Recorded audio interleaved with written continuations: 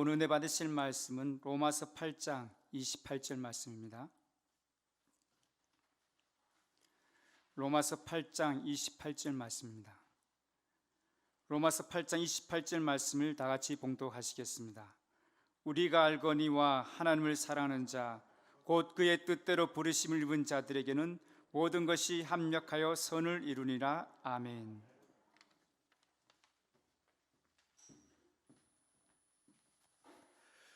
할렐루야! 할렐루야! 할렐루야! 여러분 예수님을 사랑하십니까? 예수님께서는 어제나 오늘이나 동일하게 역사하시고 계십니다. 오늘 이 거룩한 기도 성산에 올라오신 여러분들에게 하나님의 큰 은혜와 주의 복이 넘치게 되기를 예수님 이름으로 축복합니다. 자, 우리 여의도 직갈성전이 지난 2021년 11월 30일 우리 기도원 성령대망에 올라와 예배를 드리고 성령의 은혜를 누렸습니다. 그런데 코로나 이 확산이 다시 뒤에 확산되고 또 재차 또 다 확산되면서 예배가 자꾸 취소됐었는데요. 정말 만으로 6개월 만에 성전에 이 기도원 성산에 올라오게 됐어요. 근데 오늘은 특별한 날로 또 하나님께서 허락하신 우리 선교사님을 모시고 또 초청 예배로 드리게 됩니다. 목사님께서 어떤 말씀을 전하실지 여러분들의 가정, 저와 여러분의 심령을 위해서 우리 교회, 우리 여의도 직할성전을 향한 주님의 축복의 메시지, 도전의 메시지, 성령의 메시지가 울려 퍼지게 될 줄 믿습니다. 우리 오늘 말씀 전하실 우리 선교사님께서는 현재 부다페스트 순복음교회를 섬기고 계시는 전근일 목사님이십니다. 목사님 사실은 모시기가 쉽지 않은 목사님이신데 목사님께서 응해 주셔서 오늘 은혜의 말씀 전해주시게 되었습니다. 우리 목사님 나오실 때 여러분 할렐루야로 우리 환영하시는 박수로 우리 목사님을 환영하시겠습니다. 할렐루야.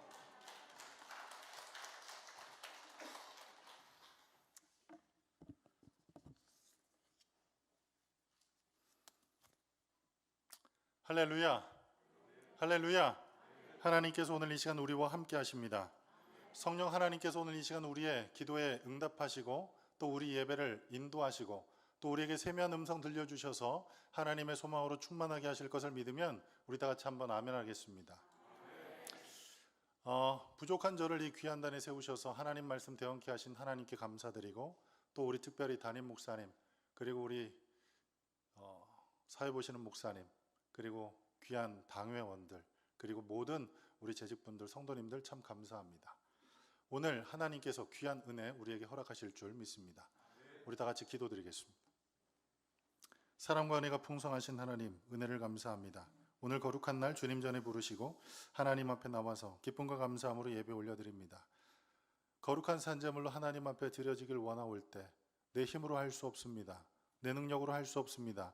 예수 그리스도의 보혈로 우리를 정결케 하여 주시옵소서. 그래서 성소에 나갈 담력을 허락하여 주시옵시고 그 은혜를 따라 하나님의 은혜의 보좌 앞에 나가 때를 따라 돕는 은혜 얻는 귀한 날 되게 하여 주옵소서. 오늘 그 은혜가 하나님의 말씀을 통해서 우리 모두에게 임하길 원합니다. 말씀을 증거하는 부족한 종 십자가에 되어 가리시고 오직 믿음의 주요 온전케 하시는 예수님만 증거되는 귀한 날 되게 하여 주옵소서. 예수님의 이름으로 감사하며 기도드렸습니다. 아멘. 오늘 저는 우리가 함께 합독한 이 본문 말씀을 통해서 부르심 받은 자의 축복이라는 제목으로 함께 은혜를 나누도록 하겠습니다. 오늘 말씀을 더 깊이 이해하기 위해서는 이 세 가지의 이 특별한 어떤 핵심 가치를 우리가 이해하고 넘어가는 게 중요할 것 같습니다. 그 중에 하나가 뭐냐 하면 하나님의 뜻대로라는 겁니다. 하나님의 뜻대로. 하나님의 뜻대로 우리를 부르셨다고 하는데 많은 사람들은 하나님의 뜻을 위해서 기도합니다. 아마 오늘 이 자리에 모이신 모든 분들 또한 하나님의 뜻을 위해서 이 자리에 나온 줄 믿습니다. 그래서 하나님의 뜻을 구하고 그리고 하나님의 뜻을 마음 가운데 품고 그 뜻대로 살아가려고 합니다. 그런데 적지 않은 분들에게 하나님의 뜻이 무엇입니까? 이렇게 여쭤보면 쉽게 대답을 잘 못하더란 말씀입니다. 왜 그럴까 고민을 해봅니다. 무엇이 문제일까 생각해봅니다. 생각해보았더니 하나님은 위대하십니다. 아멘? 그 위대하신 하나님의 뜻이기 때문에 뭔가 위대해야 할 것 같습니다. 하나님은 심요막측하신 하나님이십니다. 그래서 그 뜻이 참 우리의 생각을 뛰어넘고 우리의 어떤 생각의 깊이를 뛰어넘는 놀라운 어떤 것이어야 한다고 생각을 하는 것 같습니다. 그런데 하나님의 뜻 과연 위대하고 하나님의 뜻 과연 신묘막측할까 생각해 보면서 하나님 앞에 기도하는 가운데 하나님께서 제게 마음 가운데 깨닫게 하신 것이 있습니다. 하나님의 뜻은 저 멀리 있지 않다는 것을 깨닫게 하셨습니다. 하나님의 뜻은 저 멀리 요원한 곳에 있지 않다고 제 마음 가운데 깨달음을 주셨습니다. 제가 교회 학교를 다니면서 암송에서 칭찬받고 상 받았던 데살로니가전서 5장 16절부터 18절의 말씀, 그리고 우리 성도님들 댁댁마다 신방 다니면서 보았을 때 이 말씀이 하나씩은 다 집집마다 걸려 있다란 말이에요. 그 말씀이 뭡니까? 항상 기뻐하라, 쉬지 말고 기도하라, 범사에 감사하라, 이는 그리스도 예수 안에서 너희를 향하신 하나님의 뜻이니라. 뭐라고 했다고요? 하나님의 뜻이니라. 여러분, 하나님의 뜻은요 멀리 있지 않습니다. 하나님의 뜻은 뭔가 거창하지 않습니다. 하나님을 기뻐하는 겁니다. 오늘 내가 눈을 뜨고 이 하루를 살아가는 동안 내 삶 가운데 임재하신 그 하나님을 만나고 그 하나님 때문에 기뻐하는 것, 그것이 하나님의 뜻인 줄 믿으시기 바랍니다. 하나님을 기뻐하는 것이 우리의 힘이라고 느헤미야 선지자는 믿음으로 선포했습니다. 여러분, 무엇이 여러분을 기쁘게 합니까? 무엇이 여러분을 행복하게 합니까? 하나님 때문에 행복하고 하나님 때문에 기쁘다면 나는 오늘 하나님의 뜻 가운데 살고 있음을 여러분 확신하시길 간절히 축복합니다. 그리고 두 번째로 쉬지 말고 기도하라고 말씀하셨습니다. 하나님은요 정말 놀라우신 하나님, 위대하신 하나님, 우리 장로님께서 기도하셨던 것처럼 만왕의 왕 되신 하나님이십니다. 그런 그 하나님께서 대관절 우리가 무엇이고 한데 도대체 내가 과연 뭐라고 하나님께서 내 기도를 들으시겠다고 말씀하셨습니다. 요한일서 5장 말씀해 보면 우리가 하나님께 기도할 때 그 기도를 들으실 것이고 들으신 그것을 응답하실 것이라고 말씀하셨습니다. 여러분 놀랍지 않습니까? 우리가 아무리 대통령에게 뭔가를 계속 얘기를 해도 대통령은 듣지 않습니다. 우리는 그의 국민인데도 듣질 않습니다. 왜요? 무엇이 문제입니까? 거리가 멀기 때문입니다. 물론 청와대도 개방했고 용산 그 앞에 나가면 만날 수 있지만 감히 내 목소리가 전달되지 않습니다. 그러나 우리나라 대통령보다 더 위대하신 그 만왕의 왕 되신 하나님께서 우리에게 말씀합니다. 네가 기도하면 내가 들을 것이다. 그리고 듣는 것뿐만 아니라 내가 들은 그것을 시행할 것이라고 말씀하셨습니다.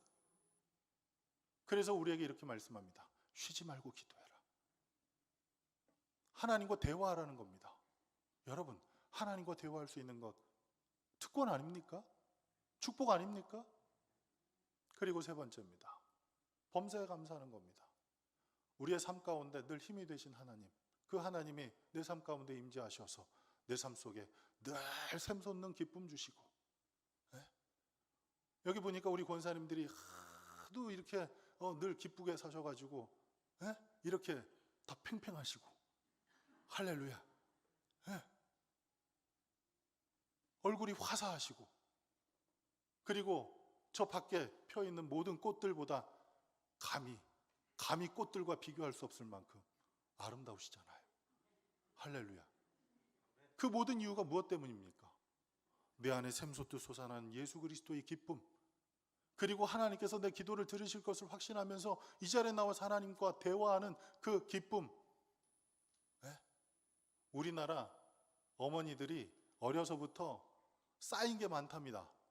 그래서 우라병에 걸렸대요.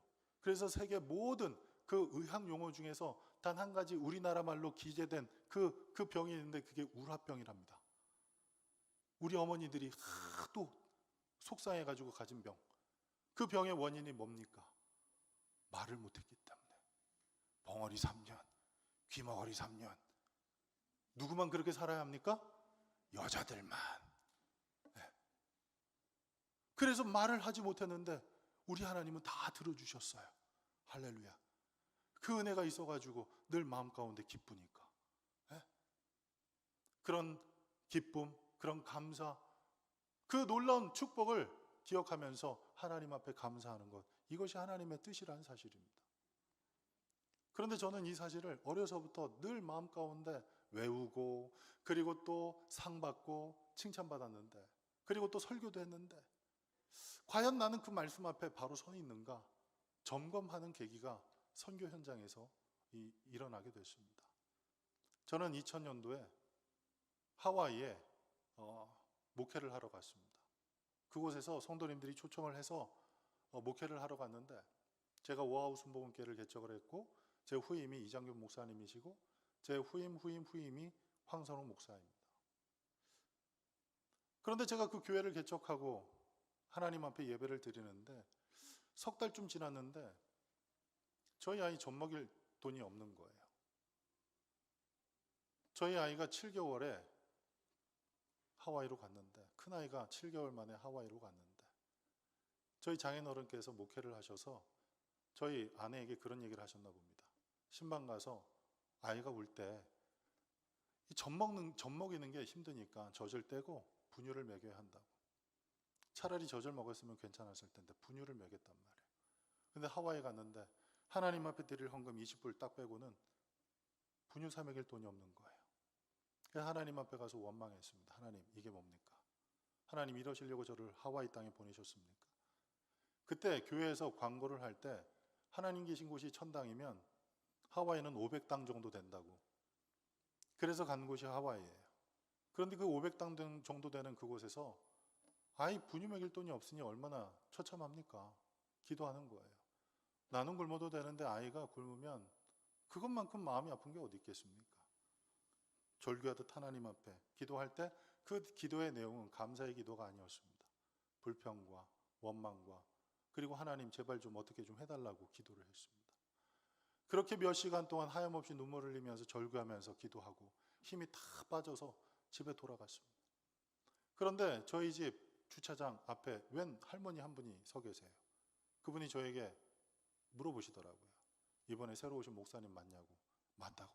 그랬더니 그분이 주섬주섬 해서 돈을 꺼내더니 제 손에 100불을 딱 쥐어주시는 거예요. 그러면서 하시는 말씀이 아휴, 애기 목사가 얼마나 힘들겠냐고. 그러면서 자동차 트렁크에서 먹을 것을 가득 주시고 힘내라고 격려하시고 그냥 가셨어요. 그분이 우리 교회 성도님도 아니에요. 저는 처음 뵌 분이에요. 그 100불을 딱 들고 제가 어떤 생각을 했겠습니까? 그 100불을 들고 하나님 참 감사합니다. 아니요. 그런 생각을 할 만큼 제가 인격적으로 보이시진 않잖아요. 네, 제가 그 돈을 들고 좀 빨리 올걸. 좀 더 일찍 올걸. 그러면 아이 분유를 빨리 사 먹일 수도 있었고 하나님을 덜 원망했을 텐데 라는 생각이 들었습니다. 그렇게 사역을 하면서 교회가 자리를 잡아갈 때쯤 저희 그 집이 참 열악한 환경이었어요. 위에서 화장실 위에서 물이 떨어지는 집. 그리고 저희 아이가 좀 늦게 걸어서 기어다녔는데 큰아이가 기어다녔는데 이 기어다니다가 저 구석지에서 뭐 쌀알 같은 걸 이렇게 집어먹는 거예요. 저희가 밥풀을 흘린 적이 없는데 거기 구석까지 가서 밥풀을 흘린 적이 없는데 그 아이가 그걸 집어먹는 거예요. 그래서 뭐 하나 이렇게 봤더니 구데기 꿈틀꿈틀 기어다니니까 신기하니까 집어가지고 그 밥알 같으니까 이렇게 먹은 거예요. 거기가 어디라고요?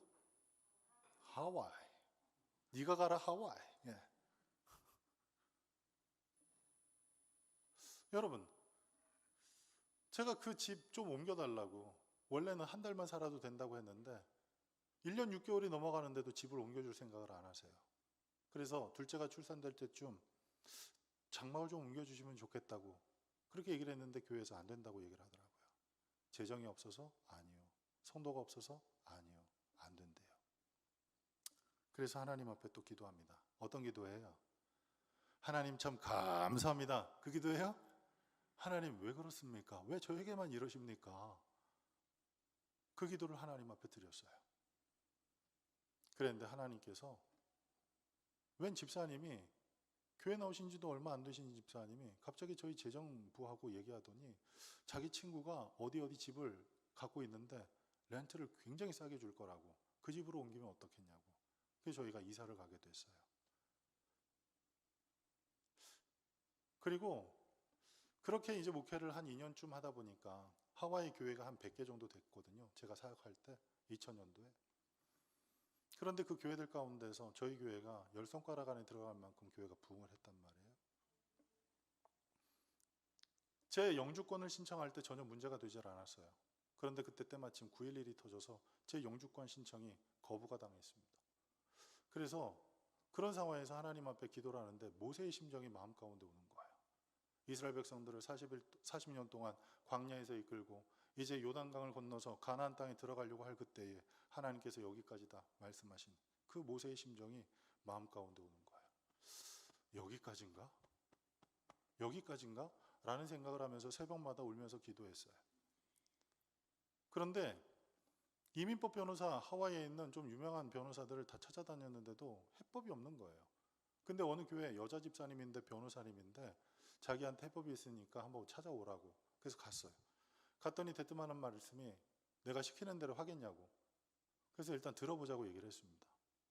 그랬더니 그분이 하시는 말씀이 지금 있는 부인하고 이혼하랍니다. 그리고 자기가 시민권자 여자를 소개해 줄 테니까 그 여자와 결혼하라고. 그리고 결혼해서 시민권을 따면 그 여자와 이혼하고 그리고 원래 부인과 다시 합치면 된다고. 그렇게 얘기를 하는 거예요.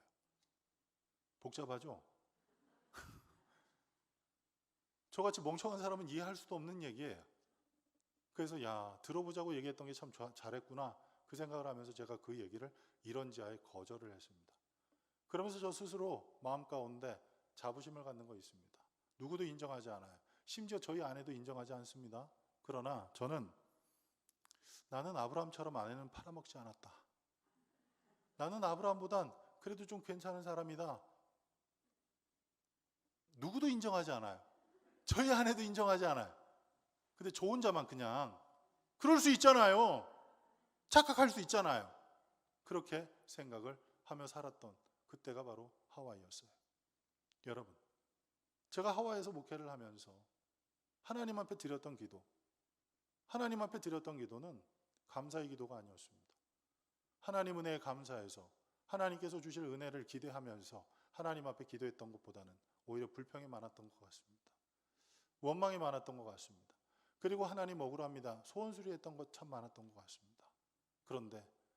그런데 참으로도 놀랍게 교회가 자리 잡고 부흥하고 그리고 또 그 교회를 통해서 하나님께서 놀라운 일들을 감당하게 하시더라는 사실입니다.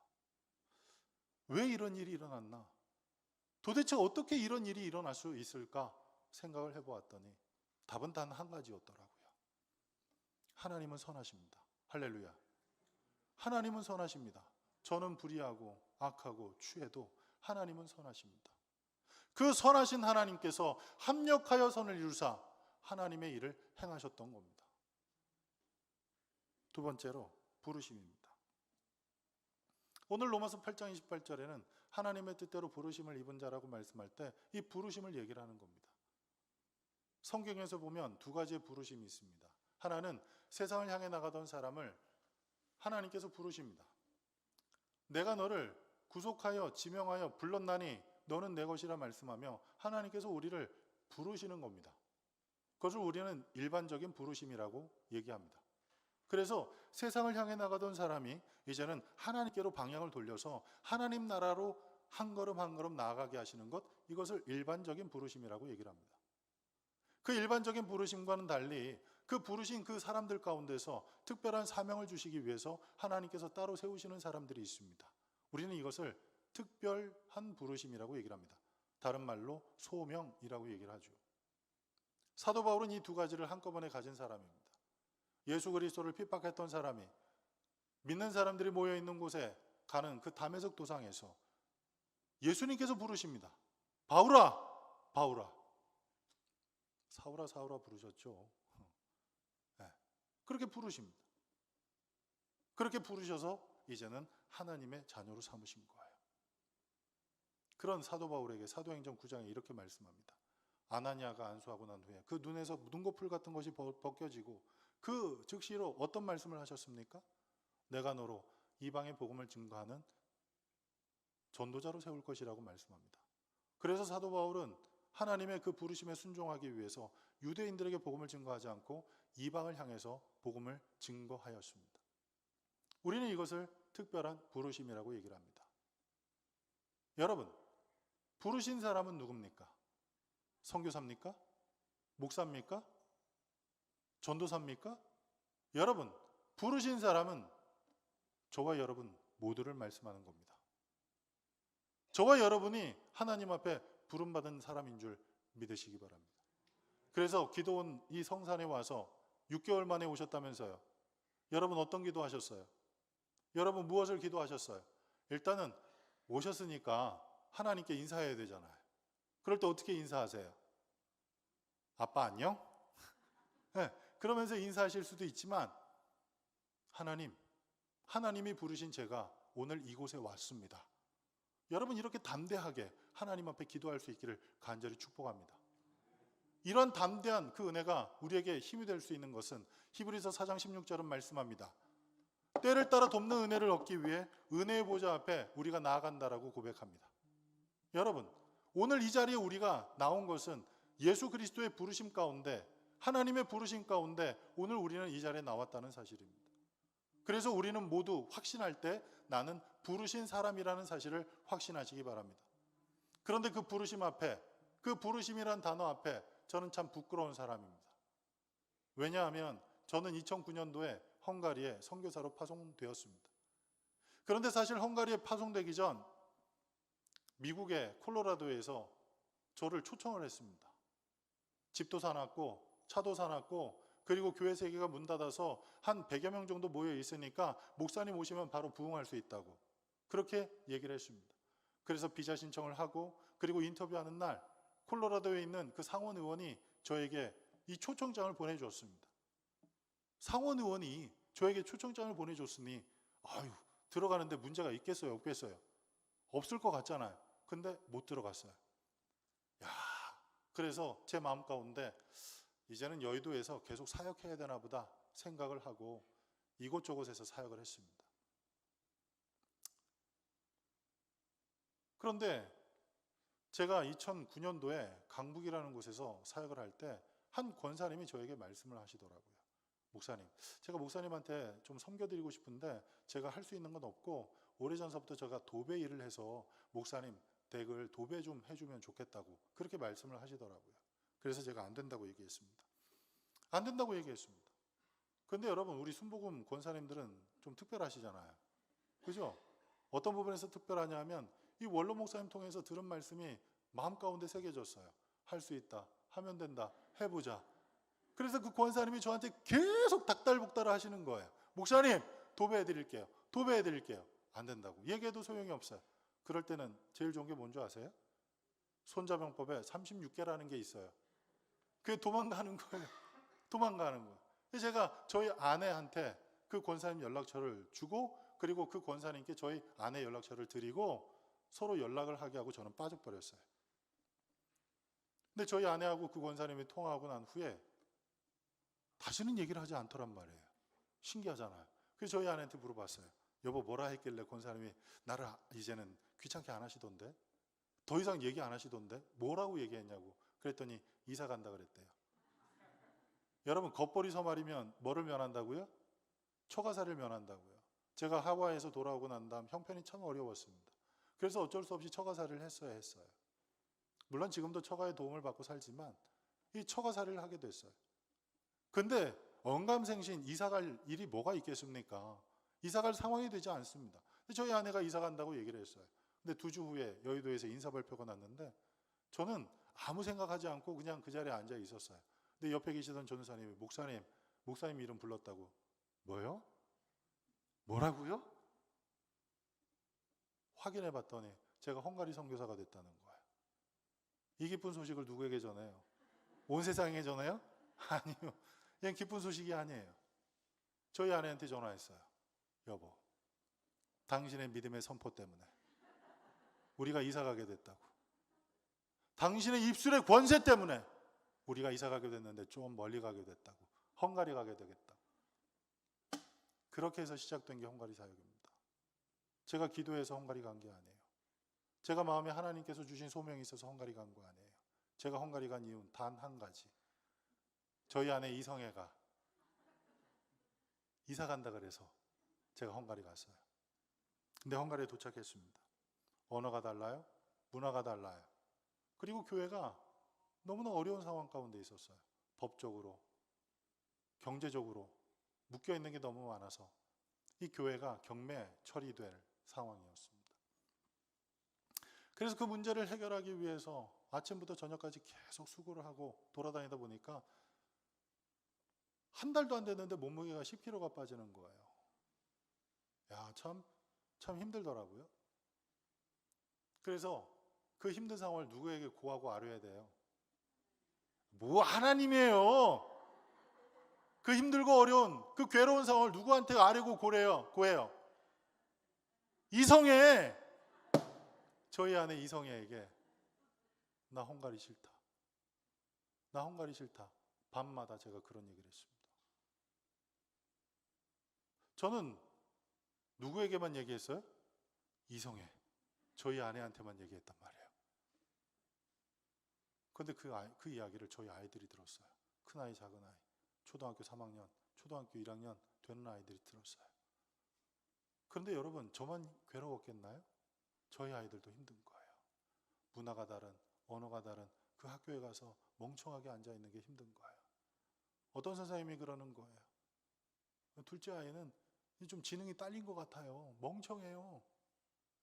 그럴 수밖에 없는 게 언어를 모르니까 그냥 이러고 있는 거예요. 얼마나 힘들겠어요. 그래서 아빠도 힘들다고 하니까 자기들도 이제 힘들어도 되나보다 생각하고 헝가리 싫어 얘기하기 시작하고 다니더라고요. 근데 그 얘기를 듣는데 아차 싶었어요. 그 순간 하나님 앞에 회개하며 기도했습니다. 하나님, 잘못했습니다. 하나님, 근데 제가 궁금한 게 한 가지가 있는데요. 도대체 왜 나를 여기 보내셨습니까? 그렇게 기도하기 시작했어요. 그렇게 기도하기 시작했는데 여기 계신 목사님들이 다 알겠지만, 그리고 최재롱 목사님은 제 신학교 친구예요. 저를 너무나 잘 알 거 아닙니까? 근데 그렇게 계속 기도하는데 하나님께서 제 마음 가운데 네가 최고라서 보냈다는 말씀을 하시는 거예요. 저는 최고 아니에요. 능력도 없고 인격도 참 문제 많고, 그런 저를 하나님 최고라고 말씀하시면 안 됩니다. 그러는데 마음 가운데 이곳에 너의 달란트가 필요하다라는 마음을 주시는 거예요. 여러분, 그 마음을 주시는데요, 달라진 건 하나도 없어요. 그 마음을 주셨다고 해서 헝가리가 갑자기 국민 언어를 대한민국 국어로 바꾸지도 않았고, 문화를 일순간 대한민국 문화로 바꾸지도 않았어요. 그런데 여러분, 달라진 건 아무것도 없어요. 교회 경매 문제는 여전히 있었지만, 여전히 문제는 많았지만 달라진 건 단 한 가지였어요. 제 마음이 달라졌어요. 하나님이 나를 여기 부르셨다. 하나님이 나를 필요로 하셔서 이 땅에 나를 부르셨다라는 그 확신을 제 마음 가운데 갖는 순간부터 신기하게도 제 입술에서 헝가리 싫다는 얘기가 안 나와요. 하나님 감사합니다. 하나님 감사합니다. 그렇게 생활하다 보니까 13년, 14년 지나가게 되더라고요. 여러분, 그 13년, 14년 지나가는 동안 얼마나 우여곡절이 많았겠습니까? 선교대에 들어오면 많은 선교사님들이 선교사역 가운데 귀한 열매들을 간증합니다. 그런 간증을 들을 때 제 마음 가운데 야, 참 대단하다라는 생각과 함께 부럽다라는 생각을 합니다. 그러면서 제 스스로가 너무나 초라해집니다. 사실 제가 20대 때는 꽤 좀 잘 나갔던 사람이었어요. 저 스스로. 항상 저 스스로예요. 네. 한세대 총학생회장이었고, 그리고 신학대학 그 신분이었을 때 국민일보에서 논문을 공모했어요. 대학원, 대학생 상대로, 신학대 학생 상대로 이 논문을 공모했는데, 그 공모에서 1등하면 국민일보 기자가 되는 특전도 주는 그런 공모에 제가 대학생 신분으로 1등도 했어요. 그리고 대학원도 1등으로 들어갔어요. 저 스스로 얼마나 자부심이 많았겠습니까? 야, 나는 참 실력 있고 능력 있고 하려고 마음먹으면 다 할 수 있는 사람이야. 그렇게 생각할 수 있지 않겠습니까? 그런데 헝가리에 가서 뭔가를 하려고 그러는데 잘 안 돼요. 땅을 사서 농장을 하려고 그러는데도 안 되고, 그리고 양계장을 만들어서 닭을 키워서 그 집시들을 자립시켜 보려고 해도 안 되고, 안 되더라고요. 저는 헝가리에서 한인, 현지인 집시 사역을 합니다. 그런데 이 집시 사역 하면서 사역지를 좀 확장해서 나도 한국에 들어가서 간증도 하고, 여기서 간증하겠다는 얘기는요, 한마디로 말해서 인정받고 높임받겠다는 얘기예요. 예. 다른 분이 그렇다는 게 아니라 제가 그렇다고요. 늘 그렇듯이 제가 제 마음에 나도 좀 인정받고 좀 박수도 좀 받고 칭찬도 좀 받았으면 좋겠다. 한마디로 말해서 좀 잘 나갔으면 좋겠다라는 그런 마음이 들어서 사역지를 확장하려고 하는데, 갑자기 어느 마을에서 도와달라는 요청이 왔어요. 우린 그걸 뭘로 받아요? 하나님의 사인으로 받아요. 야, 이렇게 하나님이 응답하시는구나. 그래가지고 그곳에 음향시설을 해줬고, 그리고 그곳에 이제 교회를 세우려고 이제 가서 예배를 드릴 때 모여있는 사람에게 선물을 주려고 이민 가방 3개 옷을 꽉꽉 하나씩 담으면 한 30kg 정도 된단 말이에요. 그 이민 가방 그 3개를 차에다 싣고 집시 마을에 들어가서 낮부터 저녁까지 예배를 드렸어요. 예배당에서? 아니요. 그냥 마당에서 예배를 드려요.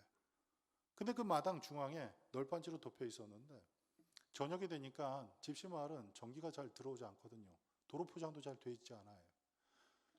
일반 도로 포장이 되어 있는 데까지는 이 헝가리 현지인들이 사는 데고, 도로 포장이 끊긴 데부터 시작해서 좀 더 들어가면 그때부터 집시 마을이 나와요. 그래서 집시 마을은 비가 많이 오거나 눈이 많이 오면 들어갈 수가 없어요. 그런데 중앙에 널빤지가 있었는데 낮에는 보이지만 저녁 때는 보이질 않는단 말이에요. 그래서 빨리 그 옷을 전해주려고 한 가방을 들고 걸어가다가 제가 그만 그 널빤지를 밟았는데, 그 널빤지에서 쑥 밑으로 빠지는 거예요. 제 키가 185거든요. 하염없이 빠지더라고요. 근데 다행히도 이 폭이 넓지 않고 한 요만하게 됐는데 제가 이렇게 해서 딱 멈췄어요. 그래서 헝가리 말로 도와달라고 그렇게 요청을 하는데, 헝가리 집시들이 와가지고 도와주기는커녕 웃기 시작하는 거예요. 얼마나 웃길 거예요. 나중에 왜 걔네들이 웃나 알고 봤더니, 여러분, 집시 마을은요, 전기뿐만이 아니라 수도도 문제지만 이 하수시설이 문제예요. 그래서 웅덩이를 파가지고 거기에 온갖 오폐수가 모이게 되는, 한마디로 말해서 거긴 똥통이에요. 제가 똥통에 빠진 거예요. 그러니까 얼마나 웃긴 거예요. 한국에서 온 선교사가 똥통에 빠졌다? 집시들이 보기엔 얼마나 우스운 일이에요. 간신히 거기서 건진받고 나와서 이제 하는데, 그때도 참 감사했죠. 제가 신학교 다닐 때 선교학을 배울 때 그런 얘기가 있었어요. 우리나라의 초기에 선교사님들이 외국에서 오셔서 가장 어려운 문제가 이 변소 가는 거예요. 변소에 가서 앉으면 이 운이 좋으면 별 문제가 없는데, 어떨 경우에는 발을 헛디뎌 가지고 변소에 밑에 뽕 빠지는 경우가 있다는 거예요. 그때 한 선교사님이 저처럼 이렇게 팔을 탁 펼쳐가지고 다행히도 밑으로 빠지지 않고 그저 이 하반신만 이렇게 간신히 담가질, 그때 전체가 담겨지지 않으니까 얼마나 감사했겠어요. 그 선교사님이 하나님 감사합니다, 이렇게 퍼져 있던 이 팔을 모으고 하나님 감사합니다 라고 기도하는 순간 밑으로 쑥 빠졌다는 그런 얘기가 있었거든요.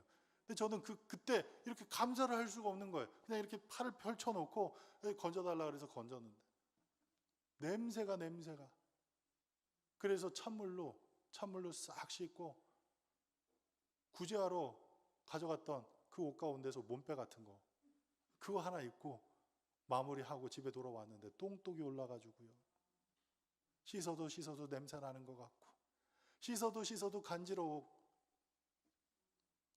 그렇게 해서 하나님의 사역을 확장시키려고 해봤단 말이에요.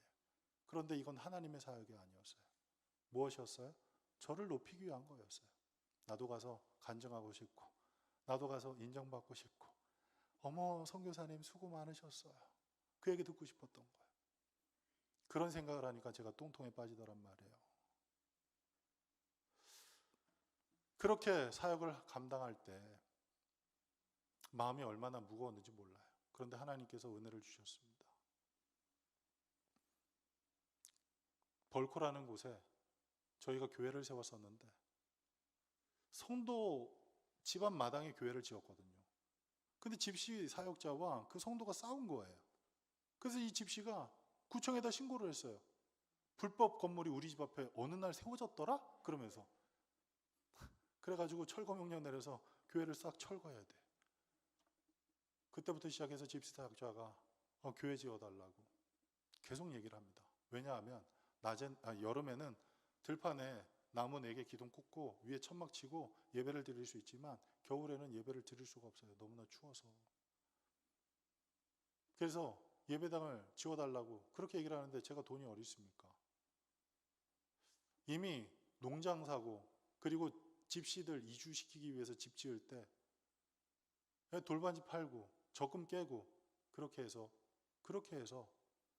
했기 때문에 더 이상 드릴 게 없어요. 그런데 선교대에 나왔는데 몇 년 전에 선교대에 나왔는데 한 권사님이 저에게 연락이 왔어요. 목사님, 다른 분들은 다 이 예배당도 지으시는데 왜 목사님은 예배당도 안 지으시고 그러세요? 제가 능력이 없어서 그러고 말았어요. 그런데 그분이 갑자기 어떤 분이 헌금을 하고 싶다고 얘기했다는 거예요. 그래서 제가 그 권사님이 다른 분이 헌금하고 싶다고 얘기했던 그 금액을 누구에게 좀 전해주면 안 되겠냐고, 그분에게 드리면 안 되겠냐고. 근데 그분이 어떤 분이냐면 지팡이 짚고 다니세요. 평상시에 허리를 펼 수가 없어서 지팡이를 이렇게 짚고 다니는데 보험회사에서 이 보상인가를 좀 받았대요. 그 1,000만 원, 그 1,000만 원을 하나님 교회 지으라고 이렇게 드렸다는 거예요. 그걸 저한테 이렇게 지목 헌금을 하시겠다는 겁니다. 그때는 뭔 모르니까 알겠다고, 감사하다고. 그런데 지금 같으면 안 받을 것 같아요. 지금 같으면 안 받아요. 왜냐하면 1,000만 원 갖고 교회 지을 수 없어요. 근데 성도님들은 1,000만 원 헌금 드리면 교회가 지어지는 줄 알아요. 그래서 어떻게 됐냐고 물어보면 사실은 땅도 못 사고 아무것도 할 수 없거든요. 그걸 어떻게 성도님한테 얘기를 해요? 그 다음부터는 어때요? 그 권사님 연락 오면 피합니다. 가까이 하기엔 너무 먼 당신이 돼버리는 거죠. 마음이 무거워요. 그 일이 있기 전까지는 참 정말 좋은 권사님, 지금 한 80이 넘으셨는데 늘 오면 이렇게 격려해신, 제가 한 달밖에 없었던 그 교구에 있었던 권사님인데 한 달밖에 없었는데 어떻게 저를 아시고 그렇게 저를 이뻐하시는지 모르겠어요. 근데 저에게 숙제 아닙니까? 받았는데 뭔가는 좀 돼야 되지 않겠습니까? 그래서 땅을 샀습니다. 1,000만 원 주고 땅을 샀습니다. 땅을 사고 몇 년이 지났는데도 성전이 지어지질 않아요. 그래서 하나님 앞에 늘 죄지은 마음 갖고 늘 무거운 마음 갖고 어느 성전에 가서, 남대문 성전에 가서 구체적으로 설교하지도 않았는데 간단하게 이렇게 말씀을 드렸는데 어떤 분이 감동이 됐다고 4,000만 원 헌금을 해주셨어요. 4,000만 원 가지면 교회 지을 것 같죠? 못 지어요. 1,000만 원, 4,000만 원, 어머 목사님 5,000만 원인데 안 돼요? 여러분 5,000만 원 갖고 건물 지을 수 있어요? 지을 수는 있겠죠. 근데 지을 수 없어요. 왜? 헝가리가 이 부동산 경기가 활성화돼가지고 건물을 많이 짓기 시작해서 건축비가 30-40% 올라갔고 인건비는 천정부지로 올라가는 그런 상황이었어요. 그런 상황에서 교회를 지을 수가 없는 거예요. 참 마음이 무거워요. 어떻게 할까 생각을 하다가 기도하면 또 어떤 분이 1,000만 원, 또 어떤 분이 1,500만 원, 도합 얼마? 내 돈 아니니까 관심 없어요. 그죠? 네. 도합 7,500만 원이 이렇게 모였는데도 안 되더란 말이에요. 올리다가 멈추고 올리다 멈추고 올리다 멈추고 그러다 안 되니 차를 팔았어요. 그리고 헌금을 드렸어요. 그래 또 안 되니 저희 큰아이가 회사에서 통역 일을 1년 동안 했습니다. 거기서 받은 월급을 차곡차곡 모았는데 그걸 하나님 앞에 드리라고 얘기를 해서 반강제적으로 제가 뺏어가지고 하나님 앞에 헌금 드려서 건축했습니다. 지금 다 마무리되었느냐? 마무리가 그래도 안 돼요.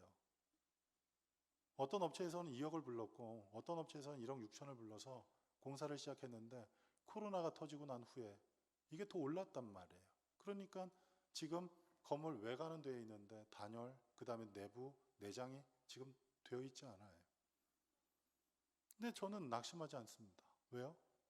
제가 사역지를 확장하려고 했을 때는 똥통에 빠졌는데 아무것도 안 하려고 하니까 하나님께서 강제적으로 자꾸 돈을 심어주세요. 자꾸. 그래서 여기까지 왔어요. 나머지 모든 것도 하나님께서 저는 하실 줄 믿습니다. 왜요? 합력하여 선을 이루실 걸 믿기 때문에. 저를 그곳에 보내셨기 때문에. 보내신 그분이, 부르신 그분이 합력하여 선을 이루실 걸 저는 믿습니다. 그런데 놀라운 것은 제가 사역하는 한인교회는요, 예전에 사역하셨던 전임 목사님들이 서유럽에 있는 교회에서 선교비를 받았었어요. 저는 여의도 순복음교회에서 선교비를 받습니다. 굉장히 많이 받는 것 같지만 그렇지는 않습니다. 그리고 한 6개월 동안은 또 선교비가 오지 않았습니다. 그런 어려운 상황 가운데 있는데 여러분, 저만 어려웠을까요? 아니요. 한국 왔더니 한국 교회 10,000개가 문을 닫았답니다. 그리고 우리 이 직할교회도 어때요? 직할성전도 어때요? 6개월 동안 기도원 못 왔잖아요. 얼마나 속이 답답하고 심령이 컬컬했겠습니까? 헝가리도 똑같았어요. 그런데 저희 교회, 한인교회 성도 비중이 청년이 90%, 성인이 10%예요. 그 성인 10% 중에 저도 포함됩니다. 성인이 거의 없어요. 다 청년이에요. 그런데 놀라운 건요, 교회 재정이 쌓이기 시작하는 거예요. 교회 재정이 쌓이기 시작하는 거예요. 제가 거기서 사례비를 받지도 않고 사택비를 받지도 않고, 그러니까 교회 재정이 쌓이기 시작하는 거예요. 그렇게 재정이 쌓이니까 어때요? 야, 돈 쌓이니까 좋다 하고 이렇게 배 두들기고 있어요? 그러지 않아요. 아, 이거 가지고 유럽에 있는 목사님들이 이렇게 모여서 서로 코로나 시절 어떻게 보냈나 얘기를 하는데 다들 어렵게 보냈고 지금도 어렵다고 얘기를 하더라고요. 그래서 저희가 서유럽에 있는 교회 3곳에 선교비를 보내고 있어요. 뭐 이건 진짜 하나님 은혜라니까요, 여러분. 아이, 뭐 그거 가지고 그래, 세계 가지고. 여러분, 동유럽에 있는 교회가 서유럽 교회를 돕는다는 거, 여러분, 이거 쉬운 일이 아니에요. 그리고 저희 교회 재정 25% 이상을 선교비로 사용하고 있어요. 이게 얼마나 놀라운 일인지 모릅니다.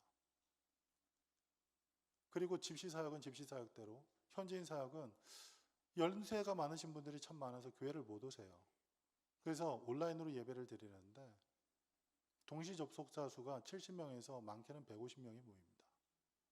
그런데 그분들이 어떤 분은 영국, 어떤 분은 체코, 어떤 분은 저기 루마니아, 그렇게 흩어져 있는 분들, 그런 분들이 예배 참석하세요. 그래서 참 감사했어요. 그런데 여러분, 이게 감사할 일이 아니더라고요. 왜요? 함께 모여서 전도 활동을 못하는 거예요. 함께 모여서 힘을 모아서 으쌰으쌰 할 수가 없는 거예요. 왜요? 다 온라인으로만 하니까. 그래서 지금 숙제예요. 기도예요. 동시 접속자 수는 뭐 70에서 150명 정도 되니까 참 감사하다 싶은데, 그분들이 이 헝가리 부다페스트 안에 있는 분들은 교회를 좀 나오셨으면 좋겠다, 계속 안내를 하고 있는 상황입니다. 이 모든 일들이 하나님께서 하셨단 말이에요. 제가 한 일은 아무것도 없어요. 저는 불평과 원망만 했어요. 하나님께 소원수리만 했어요. 그러나 선하신 하나님께서 합력하여 선을 이루시는 거라는 사실이에요. 세 번째, 마지막, 복에 대해서 얘기를 합니다. 복. 부르신 자에게 합력하여 선을 이루시는 이 축복. 여러분, 축복이 뭡니까? 축복은 물질이 많은 게 아닙니다. 아멘. 절대 안 할 줄 알았어요, 내가. 내가 이건 절대 안 할 줄 알았어요. 왜요? 물질 복은 좀 받고 싶거든요. 모든 벼락은 피해도 돈벼락은 좀 맞고 싶은 그런 마음 우리에게 다 있잖아요. 그렇죠? 명예를 얻는 것? 아니에요. 권력을 얻는 것? 아니에요. 참된 축복은 무엇입니까?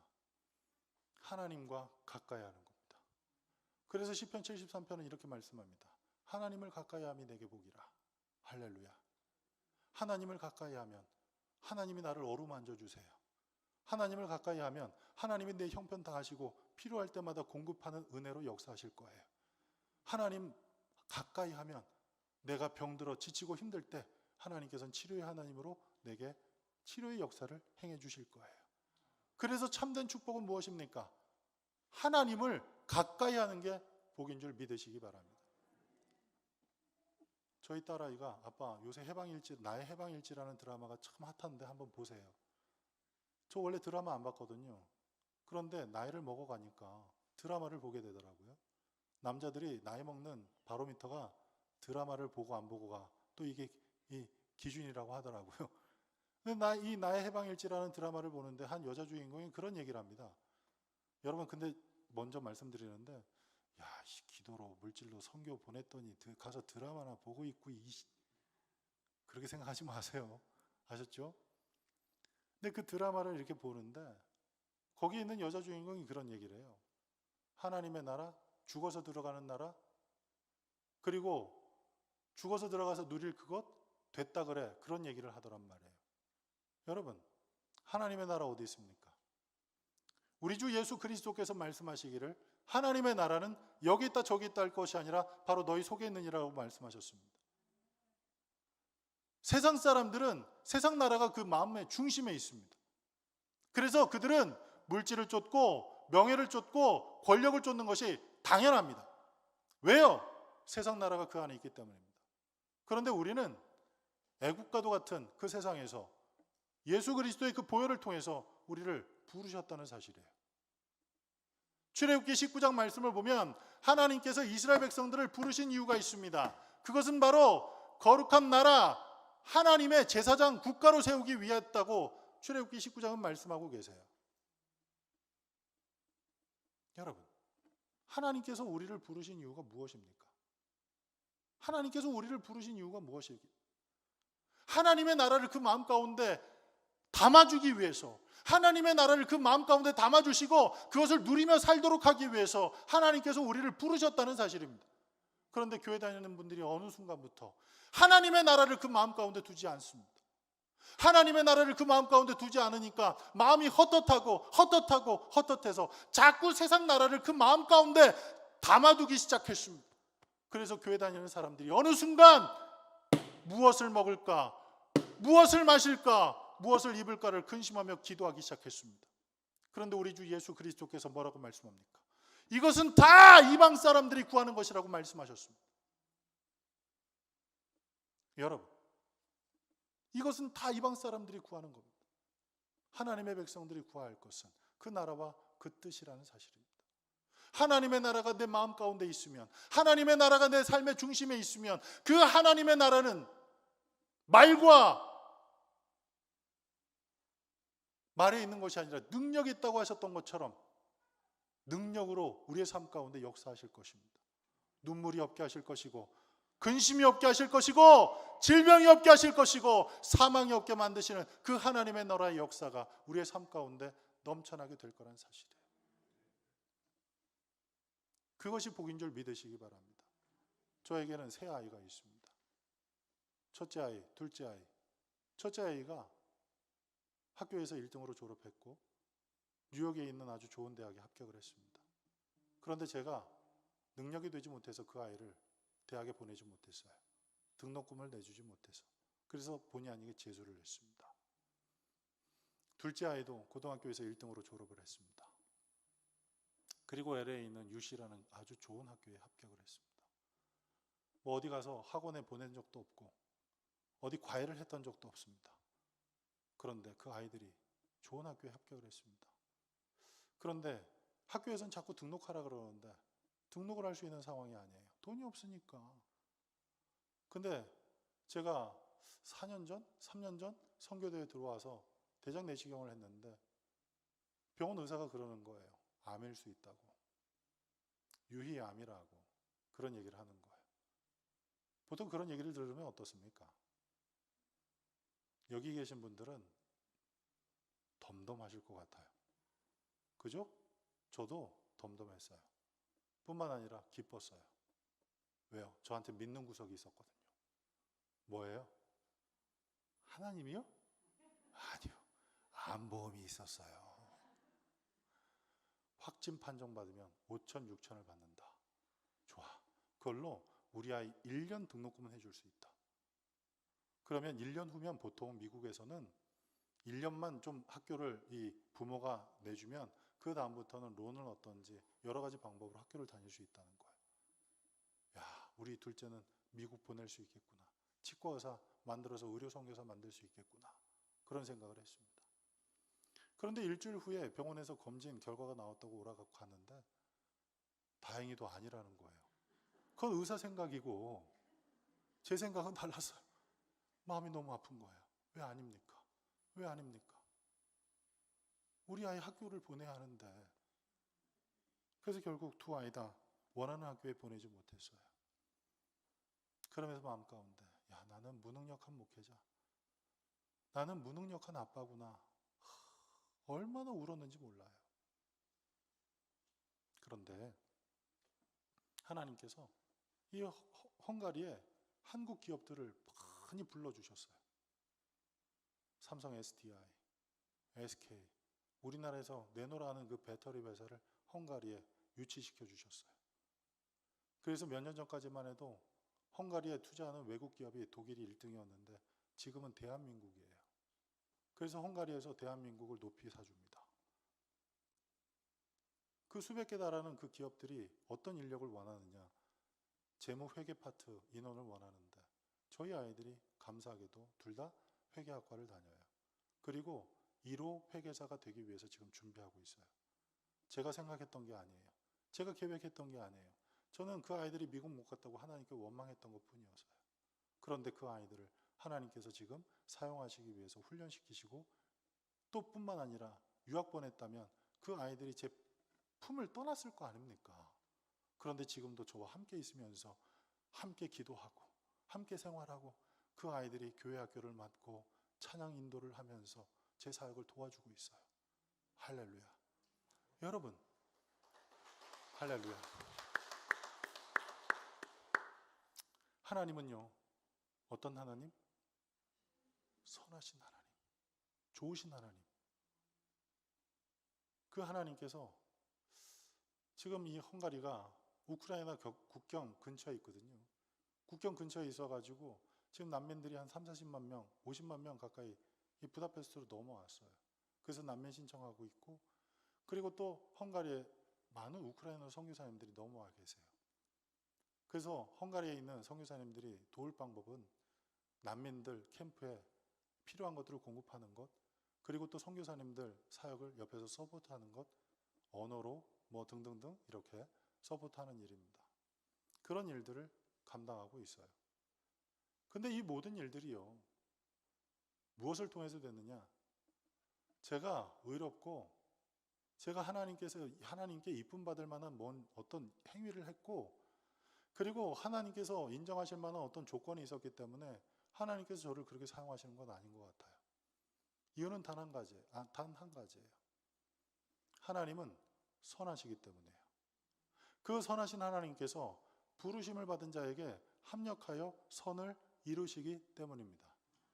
그럼 여기서 진지하게 묻습니다. 부르심을 받은 사람은 누굽니까? 헝가리 선교사 정근일입니까? 아닙니다. 오늘 이 성산에 올라오신 여러분들이 하나님이 부르신 사람들입니다. 그러면 우리에게 어떤 역사를 이루실까요? 합력하여 선을 이루실 줄 믿습니다. 할렐루야! 할렐루야! 그래서 여러분 오늘 이날 우리 하나님 앞에 기도하실 때 꼭 이렇게 기도하셨으면 좋겠습니다. 하나님이 부르신 내가 하나님 앞에 나왔습니다. 하나님이 부르셔서 하나님 앞에 나왔습니다. 합력하여 선을 이루실 것을 믿습니다. 그런 믿음으로 하나님 앞에 기도할 때, 여러분 기도원에 올라오실 때는 올라가야지 뭐 하고 올라갔다 하더라도 내려갈 때는 기쁨으로 단을 거두고 돌아가시는 놀라운 역사가 있을 줄 믿습니다.